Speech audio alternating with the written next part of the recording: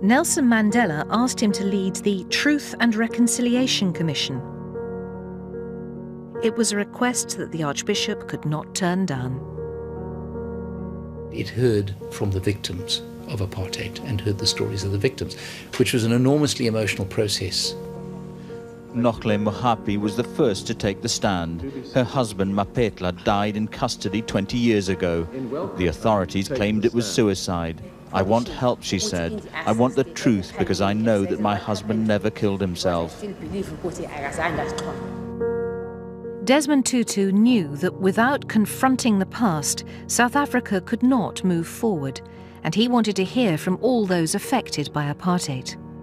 The Archbishop was very keen to hear, as he said, the stories of the little people, not necessarily the big famous stories about which there was already considerable evidence, but stories of people in small towns, in faraway places whose suffering had been ignored for so long.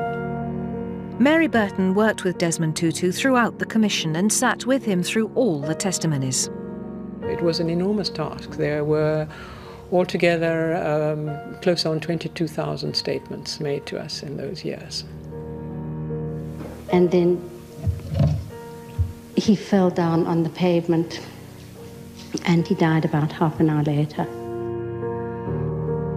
It was often very heartbreaking, the sheer magnitude of the suffering and the repeated stories and the fact that so many people had been ignored and suffered in silence for so long. I think everybody who was part of the Truth Commission was changed by it to some extent.